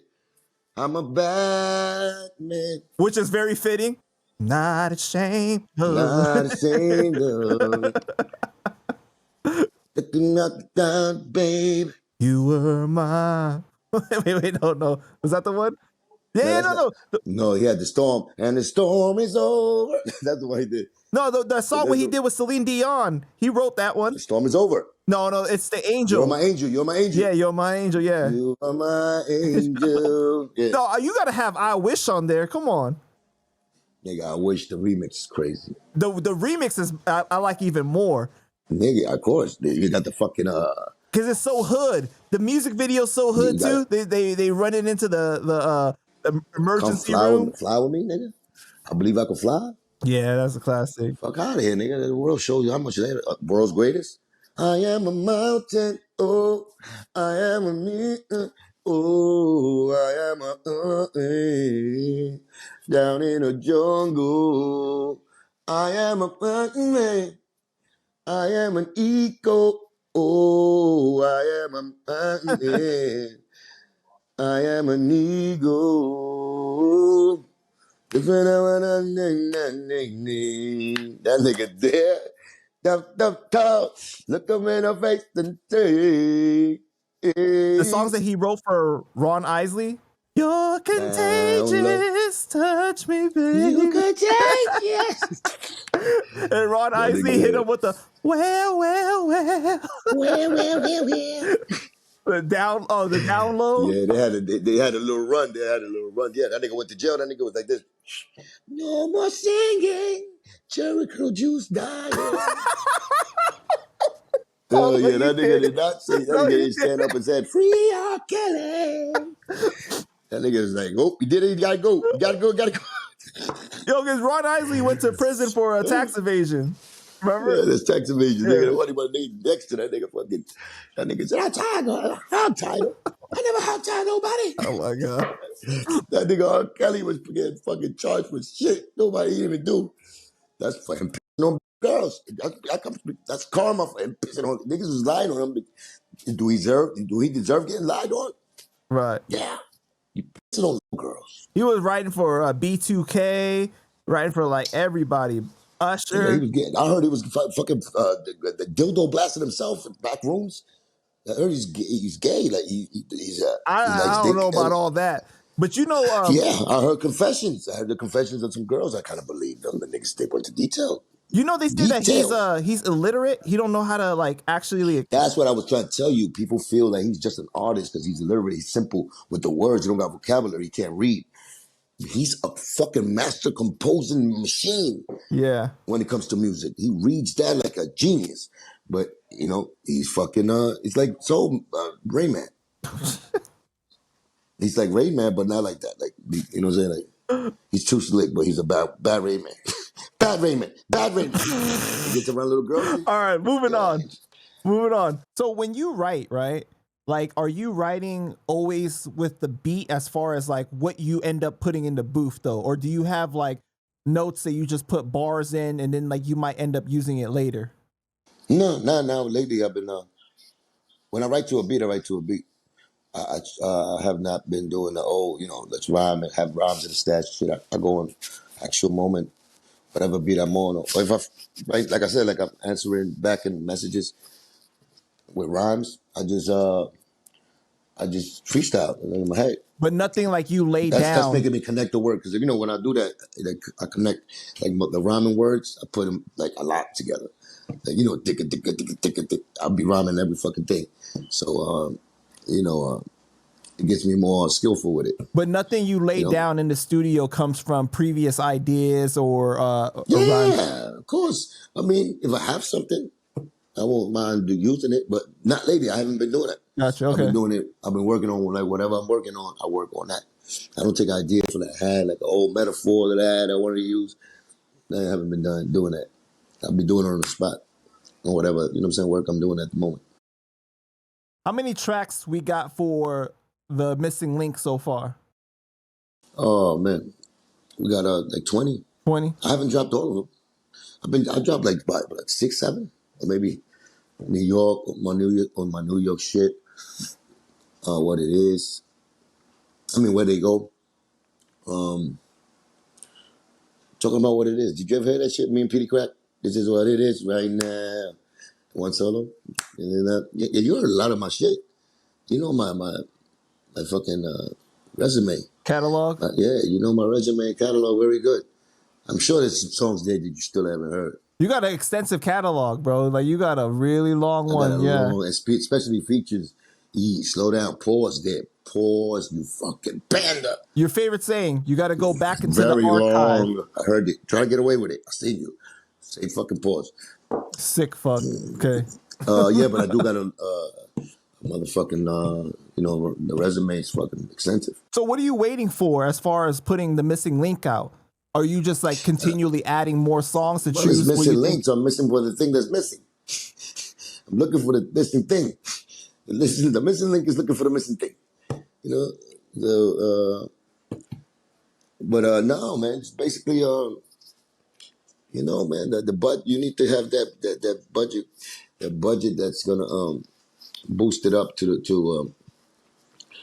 the game plan is to the blueprint of right right now it's just like I'm just giving y'all stuff, little songs, the songs and shit, but they're like just to keep me out there, to keep me relevant and to let y'all know I still got it, and what I'm saying, to let the new generation really to get a little taste of it. But the whole imagery of it and the whole way I want to display it as a project, each song, what I'm saying, which I want to make each song and take individual attention and give it the individual attention they need to get the whole idea out to understand, so they the fans can understand what I, what I'm saying, how I made it happen from beginning to the finished product. You know what I'm saying? As far as the visual, it's always an idea. Like it's intricate with me. Like I go into the idea, and then what I'm saying, it's like a movie placed with a soundtrack. It's just that. You know what I'm saying? So I want to get it together so y'all could get it all together, because it's a priceless project in my mind. When I'm vision is priceless in my mind. So I want to get it together, and that's going to take, what I'm saying, some bread, nigga. You know how it goes. You need to put the boosters got to be in the back so that fucking rocket get left off right. So is it possible that some of the songs aren't going to make the final album? Everything is making it. What do you think? I'm doing it myself. You got nobody telling A&R, telling me what to take. No, but I mean that like you're still recording it though, right? Well, it's gonna be. That's what it's great about social media. You put out the material, like I put out my things like that, and they rate it for me. You know what I'm saying? I'm sure they're gonna help. I'm working with my fans, the listeners. You know what I'm saying? They're gonna tell me. I'm gonna know, by their reaction, which ones are hot, which ones are not. To me, all of this is fucking hot, because they're all attached to ideas, to like fucking movies. Like it's like a movie. All of them. So let me ask you this, because you and I, we did the reaction to Miami, right? There were some people that were not feeling the song. Yeah, some people are not supposed to feel the song. I mean, not supposed to, but some people, it's just not their thing.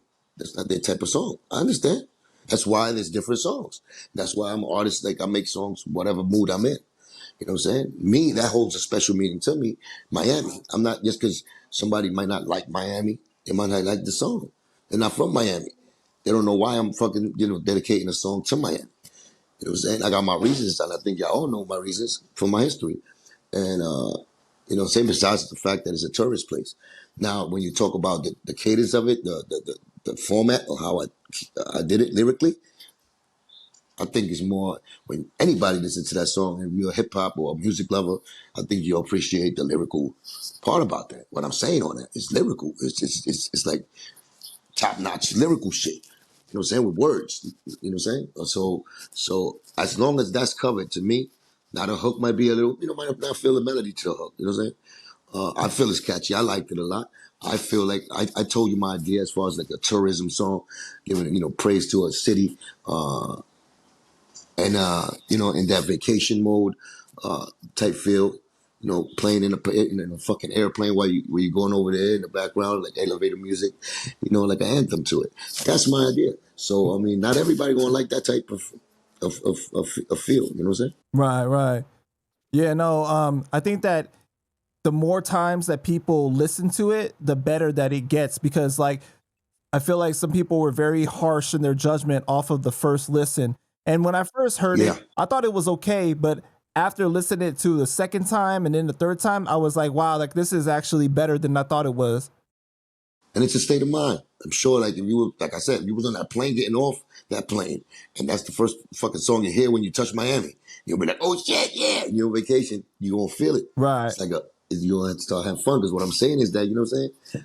You can catch me, you know what I'm saying, the scooter, you know what I'm saying, with the Honda, the Honda scooter, jet skis and all that shit. That's what we do. That's what we do when we over there. With the Mami Chula? That's what we do in the vacation mode. That's what we do. We have fun like that. When I went to Miami, that's what we used to do, man. Rent the scooters, jet skis, you know what I'm saying? Hit the clubs.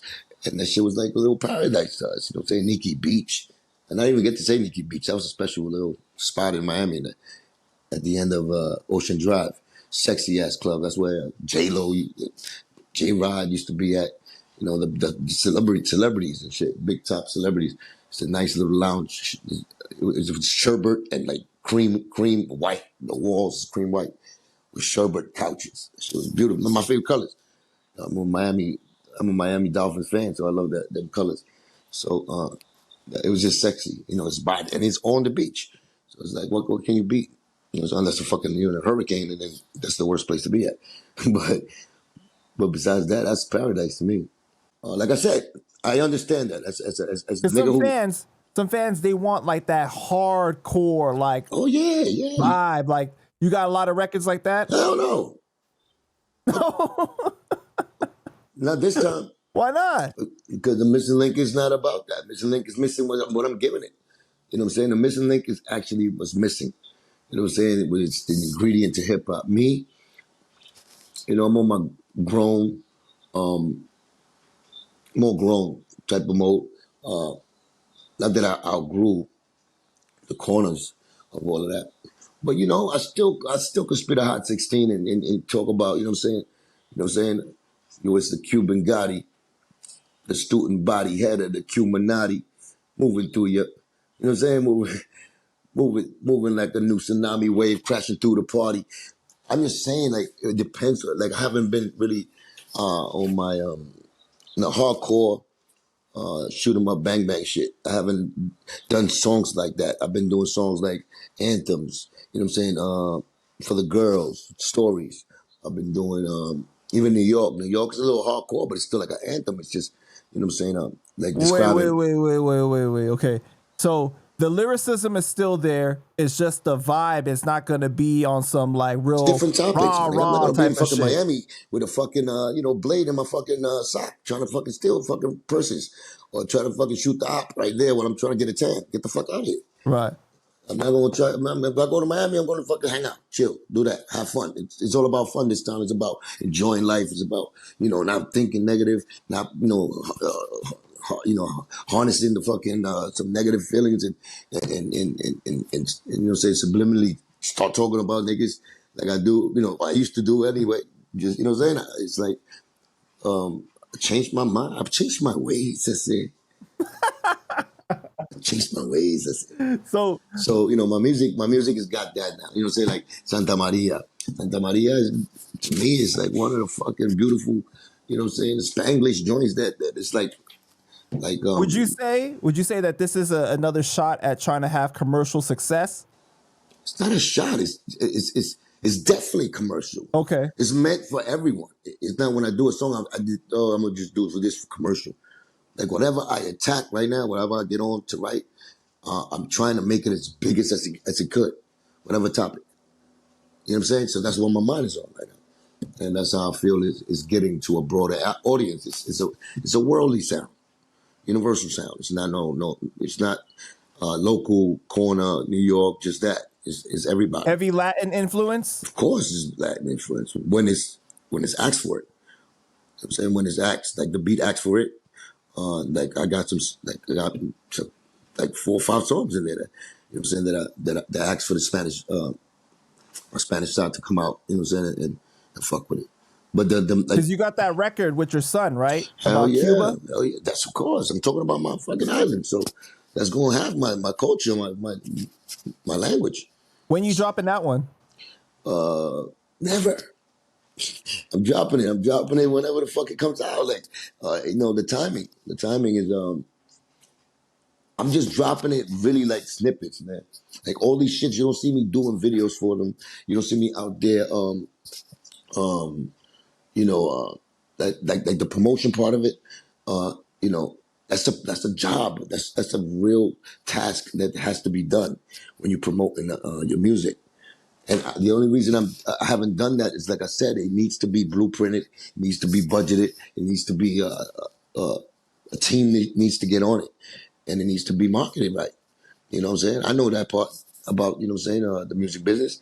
It's just, as an artist, I just got fucking ants in my pants, and I want to let y'all fucking, you know what I'm saying, the same thing. It's catch 22. What happened with, you know what I'm saying, the 24 carats, that it was bootleg, I didn't get no money, but yet I got marketed like the best because the motherfucking bootleggers sold my album, so people recognize me because of that. So I got notoriety, I got fame from that. You know what I'm saying? That's why people know me. Same kind of thing. It's like, you know what I'm saying, as far as like the push of it, the force of the push, which is the capital behind the actual product, has not been there the way it should be there. It's not there yet. Uh, But I gotta let my people and my fans hear me so they could understand and still believe that I got something. I'm not just fucking, you know what I'm saying, 100 years old trying to just depend on this rap shit. It's like, yo, you still gotta have some skills. Like, you know what I'm saying? 'Cause if you don't have those skill sets, like what the fuck you doing? You know what I'm saying? Still rapping.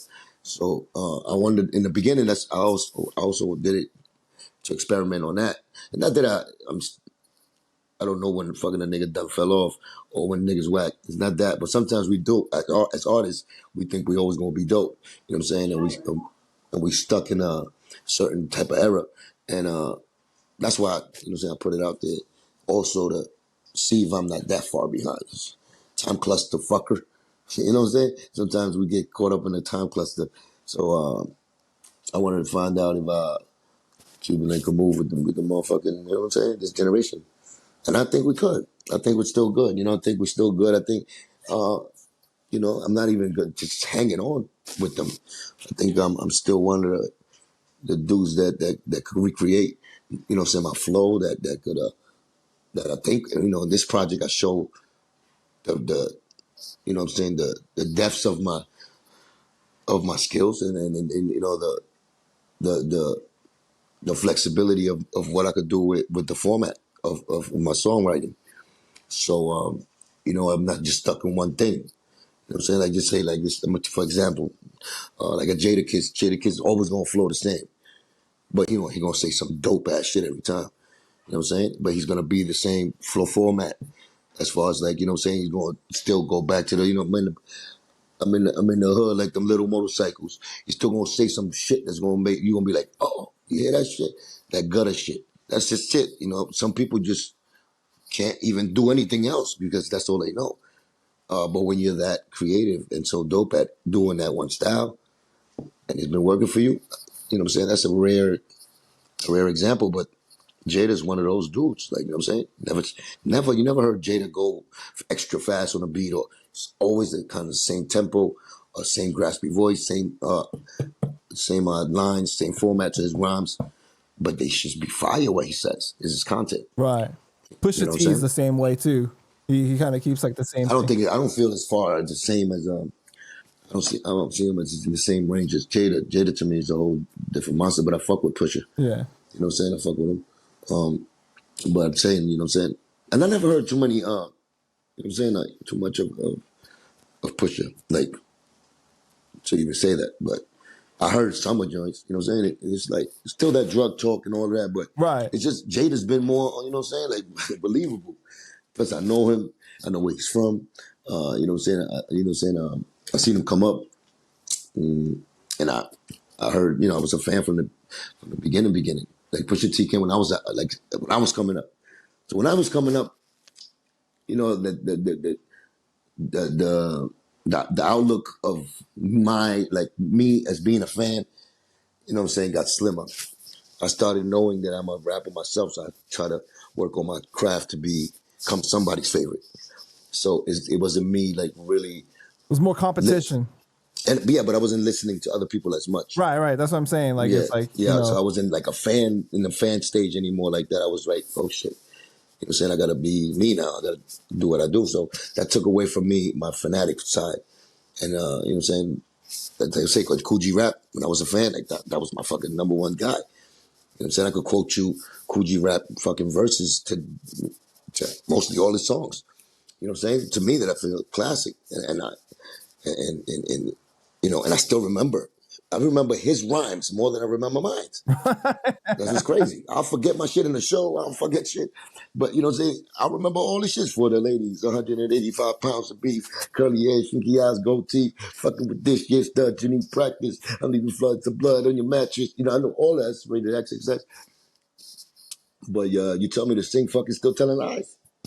I'll fucking go blank in the second verse. Girl, you's a hoe. Never Ho, let you go. that you know. Ho, ho. See,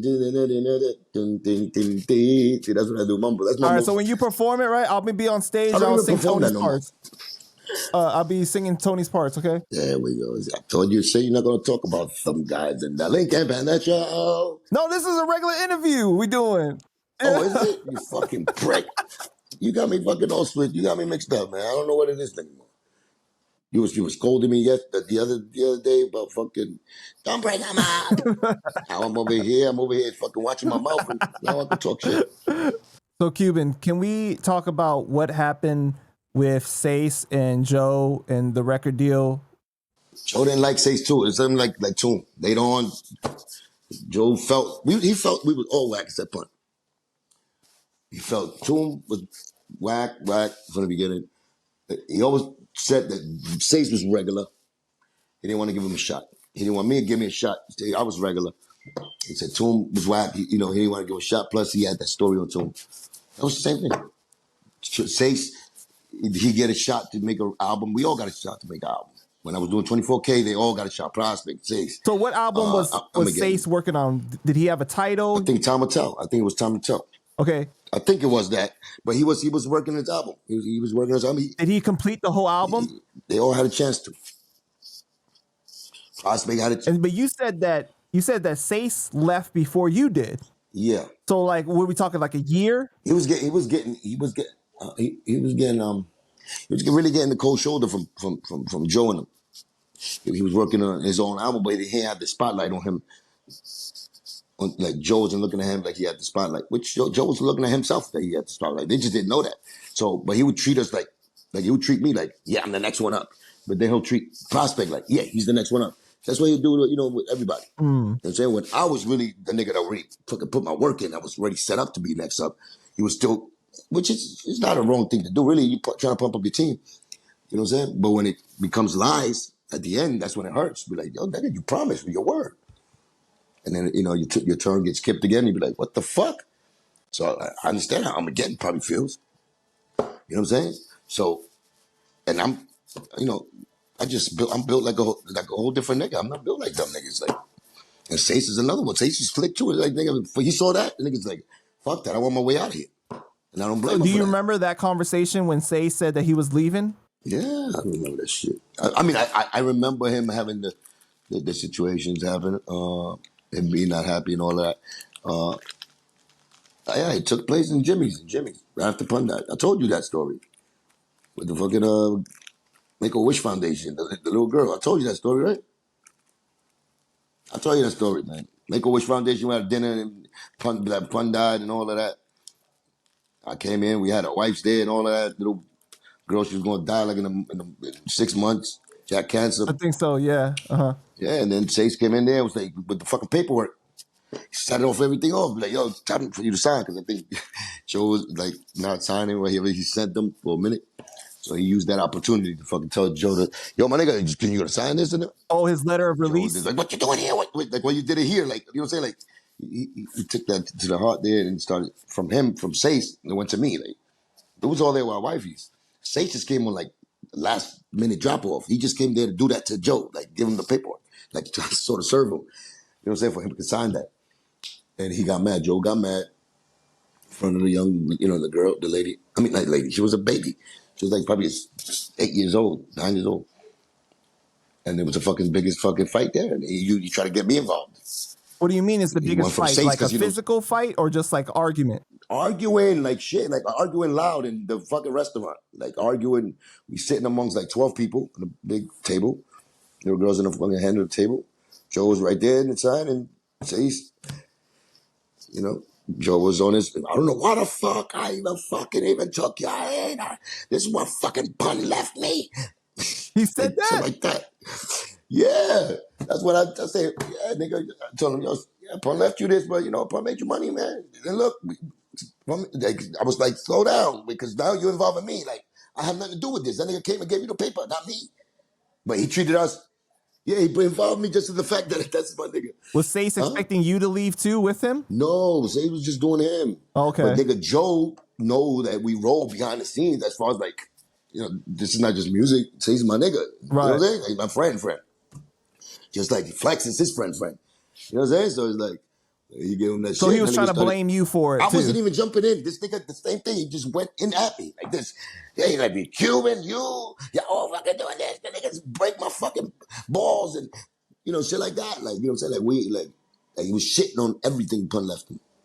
As far as like he did nothing like Pun did nothing but negative shit. Like left him nothing but bad stuff. You know what I'm saying? And that's when I said, yo, my nigga, what you talking about? Pun. Stop with the punch shit. I was like that. I had to do that. Oh, yo, stop with the shit. Like, you know, I did it like that to warn him. Because he's like, yo, you're cutting me now. I'm getting cut now, like inside. Like, you fucking with my, like, you know what I'm saying? Like, niggas, you know, think something I love. Like, you bringing up punch to him, like, he left you nothing but bad shit. How the nigga that he made is talking like this about him? He just died.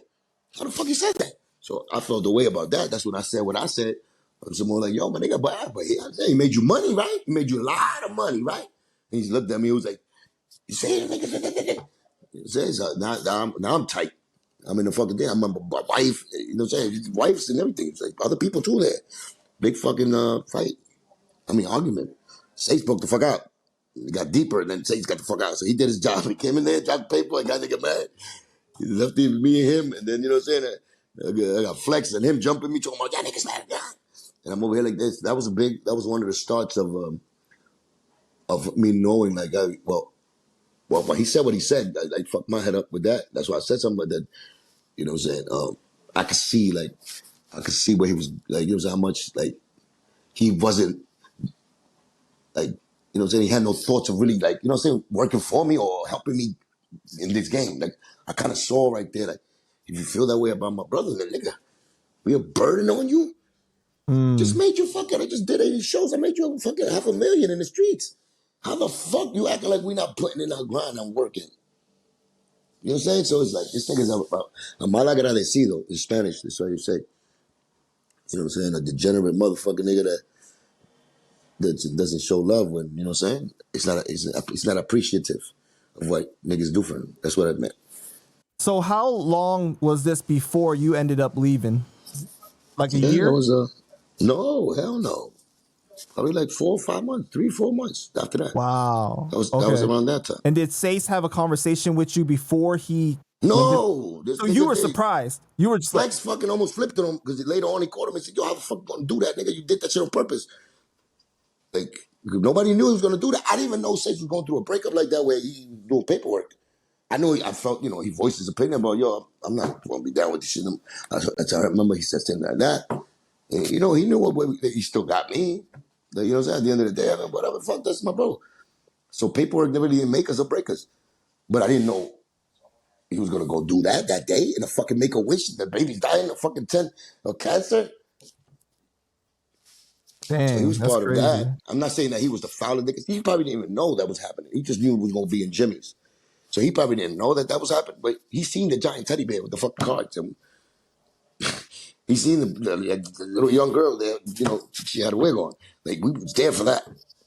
So he did that there between him and Joe. And then Joe, I blame Joe though. Joe was the one who blew it out of proportion. Like he could have just saved it. You could have chilled, nigga. You don't have to say that. Especially I wasn't even involved. What we threw indirect at me? Saying talking about that was when he talking about Liza, me and Seis. Like, everything Pun left him. This is what Pun left him. You know what I'm saying like it's like a fucking little fucking a scorned housewife. At that time, how long has it been since Pun passed? That was right there. That was right. That's right there. Probably like 3, 4 months. Everything happened like that. Everything happened like that's fast. Like right there in that period was So then at that point, he's off on his own. He's not doing shows so with you anymore Seis, or anything. Yeah. Seis always been either my hype man or he did my shows right with me. And look, No, I mean after he left Tiesto, what is oh, he he doing still at was. that point? Yeah. It wasn't like he wasn't. Yeah, but he passed already being my hype man. He was working on his own stuff, so he was trying to get a deal. That's what it was. He was trying to look Okay. for another deal already. So like hype, like the hype man shit was like really in the back burner for him. So then when you get your deal with MOB, That's later. why didn't you get him a deal too? You think I'm gonna get a deal for everybody? I try to get a deal for fucking everybody, my nigga. I know. I'm not even getting props for trying to get deals for nobody. Trying to get a deal for Remy. They offered her fucking like $500,000 in her pocket. Trying to get a deal for baby Pun. They offered him $1 million in fucking Disney. That shit got turned against me. I tried to get a deal for Seis. They was watching Seis, so I kept them close. You know what I'm saying? So to the people, he went back to being like my hype man, helping me with shit and being a part of my album. I brought him right along with me. Brought Gilly back and some, with MOB. That's after I got sliced and all that. The motherfuckers didn't do shit for me, or as far as like they didn't fight for me. Nobody was stepped up. Like, they showed me that, but I just did it because it was my peoples. And I believed in them, and you know what I'm saying? I was like, you know what I'm saying? Not because I needed to do it, because I could have went and did something else. But I had love enough to bring them niggas back into the shit and do what I did for them. But it wasn't appreciated, you know what I'm saying? So that's why I say what I say. Wait. Seis had to be there for you after you got your face sliced, right? I mean, he checked in on you and everything? I'm not saying he didn't. That's not what I'm saying right now. I'm talking about later on in life. Niggas forget, you know what I'm saying? He was there. He didn't do no extra stuff. But yes, he checked up. They all did. Tony came to my house to check up. Booby came to my house to check up. I invited them to my house to check up. They okay. De Niro was there. They're always in my house, though. They came the same day, check me. What's up? Just to find out what happened. But then slowly but surely after they found out what happened, you see the they saw the, you know what I'm saying, the sliding off to the left, right. Not Seis was doing his thing. But other niggas, like you seen, other niggas was doing. Angie, you know what I'm saying? Niggas start turning to fucking little, you know what I'm saying? Well, maybe you shouldn't have made fun of her when she got hurt. That's the problem. You got people like you, pandas like you that, that rather take little fucking fish into your house and put them in a little fish tank. Act like they're not piranhas when they fucking piranhas. You think that they fucking little goldfishes that don't grow. They stay, you know what I'm saying, just one size. The motherfuckers, as soon as you turn around, they turn into fucking piranhas. Start biting fucking the other fish and kill everybody. Poison the water, take a shit in the water, and they jump out the shit, go in the toilet, find Nemo, and then go to the beluga. That's what they do. You saying I'm doing that? I'm just saying, don't take no fish out the sewer and put them in your fish tank.